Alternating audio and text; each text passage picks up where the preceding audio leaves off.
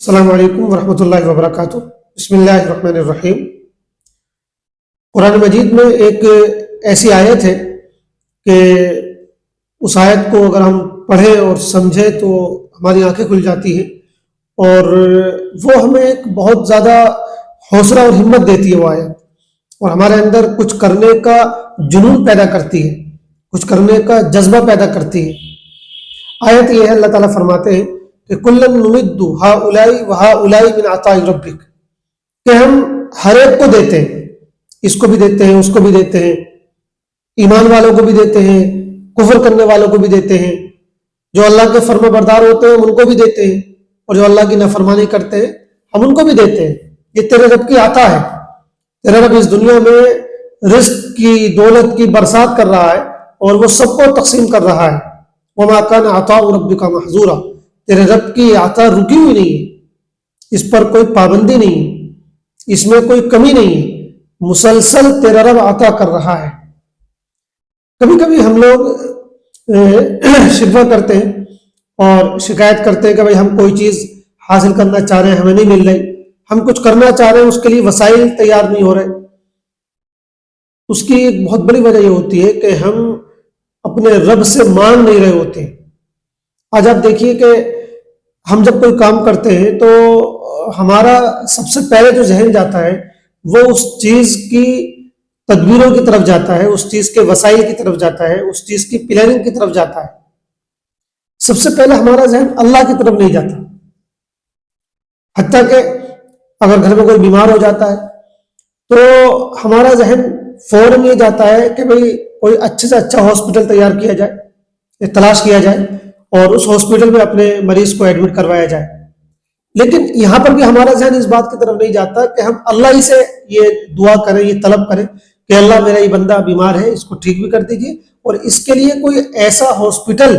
اچھا ہاسپٹل جو ہے دلوا دیجیے، وہاں تک ہمیں پہنچا دیجیے جہاں ہمارے اس بندے کا علاج ٹھیک سے ہو سکے۔ تو یہاں پر بھی ہم اللہ سے طلب نہیں کرتے۔ اسی طرح ہم جب کوئی دکان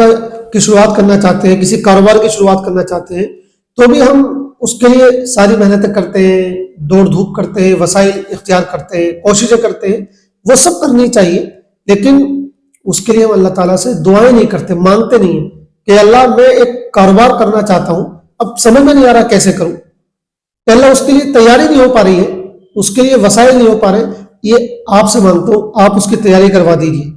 آپ کوئی اچھا کاروبار میرا شروع کروا دیجیے اور اس میں برکت ڈال دیجیے۔ بلکہ صورتحال تو یہ ہو گئی ہے کہ اب ہم جو دین کا کام کرنے والے لوگ ہیں، دین کی نسبت سے کچھ کرتے ہیں، تو ہم لوگوں کی بھی ساری توجہ اب وسائل پر زیادہ رہتی ہے، اللہ سے مانگنے کی طرف ہمارا دھیان وہ تقریباً بہت ہی نہ کے برابر ہو گیا ہے۔ مدرسے چلانے والے، حتیٰ کہ جو مسجدیں تعمیر کرتے ہیں لوگ، تو جب مسجد کی تعمیر کا وقت آتا ہے اور کوئی اس میں بڑا خرچہ ہو رہا ہوتا ہے تو اس وقت بھی لوگ فوراً، جو لوگوں کا ذہن جاتا ہے وہ لوگوں کے تعاون کی طرف جاتا ہے کہ بھائی چندہ کریں، یہ کریں، وہ کریں۔ ظاہر بات ہے وہ کرنا وہ ضروری ہے، لیکن دراصل جو پوائنٹ میں اس جگہ ذکر کرنا چاہ رہا ہوں وہ یہ کہ ہمارا ذہن اللہ کی طرف نہیں جاتا، اللہ سے مانگنے کی طرف نہیں جاتا۔ حالانکہ ہمیں جو وسائل اختیار کرنے وہ لوگوں کے ذریعے سے کرنے، ہمیں سارے کام اسباب اور تدبیروں کے ذریعے سے کرنے، لیکن ذہن میں اللہ کی طرف ذہن کا متوجہ ہونا، اللہ سے مانگنا، جو کام بھی ہم لوگوں کے ذریعے کریں اس میں بھی یہ دعا کرنا کہ اللہ لوگوں تک پہنچا دے۔ ہم اللہ سے مانگتے نہیں ہیں، ہم اپنے کاموں کا اللہ کے سامنے ذکر نہیں کرتے، ہم اپنے منصوبوں کا اللہ کے سامنے ذکر نہیں کرتے، اور یہ وجہ کہ چونکہ ہماری نظر زیادہ تر ان سب چیزوں پر رہتی ہے، ظاہری چیزوں پر، جب ہمیں وہ چیزیں حاصل نہیں ہو رہی ہوتی ہے یا حاصل ہوتی ہوئی نظر نہیں آ رہی ہوتی ہے تو ہم مایوس ہونے لگتے ہیں، ہم ڈیموٹیویٹ ہو جاتے ہیں، ہم ہمت ہارنے لگتے ہیں۔ لیکن یہ آیت ہمیں بتا رہی ہے کہ اگر کوئی چیز نہیں مل رہی ہے ہمیں تو گویا کہ یہ ہماری کمی ہے، اللہ کی تو عطا ہے، اس نے بکھیر رکھی ہے، لیکن اس کے لیے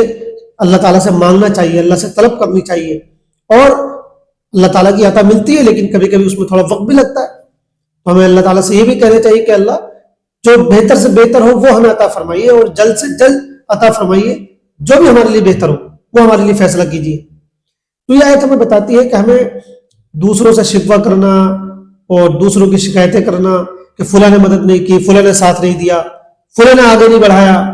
فلاں نے حوصلہ نہیں بڑھایا، یہ سارے ہمارے بلا وجہ کے شکوے ہیں۔ یا یہ کہنے کا بھائی میں فلاں بیک گراؤنڈ سے نہیں تھا، فلاں صاحب تو فلاں بیک گراؤنڈ سے تھے اس لیے وہ ترقی کر گئے، ہمارا بیک گراؤنڈ ایسا تھا ویسا تھا، یہ سب بلا وجہ کے شکوے ہیں، یہ ہماری کمزوری کی علامتیں ہیں۔ سچی بات یہ ہے کہ جب دل میں ہمارے تڑپ ہوگی، جذبہ ہوگا، اور یہ تار دل کا اللہ سے جڑا ہوا ہوگا، اور ہم پھر ہر کام کو پہلے اللہ سے ڈسکس کریں، اللہ کے سامنے رکھیں،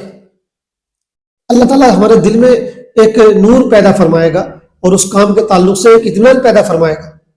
تو یہ ہمارے یہاں آج بہت کمی ہو گئی ہے، ہم سب کی یہ کمی ہے کہ ہمارے دل کے جو تار ہیں وہ اللہ سے کنیکٹڈ نہیں ہیں۔ دعائیں بھی ہماری رسمی ہو گئی ہیں، اور اس کے علاوہ تنہائی میں اللہ سے باتیں کرنا، سرگوشی کرنا، مناجات کرنا، اپنے مسائل اللہ کے سامنے رکھنا، اللہ سے باتیں کرنا، یہ چیز ہمارے یہاں بہت ختم ہوتی جا رہی ہے، کم ہوتی جا رہی ہے۔ یہ جو آیت ہے یہ اللہ کی عطا اور بخشش کا اعلان کر رہی ہے، تو ہمیں اللہ سے اس کی عطا اور اس کی بخشش مانگنے کی ضرورت ہے۔ اللہ تعالی ہم سب کو عمل کی توفیق عطا فرمائے، آمین۔ والسلام علیکم ورحمۃ اللہ وبرکاتہ۔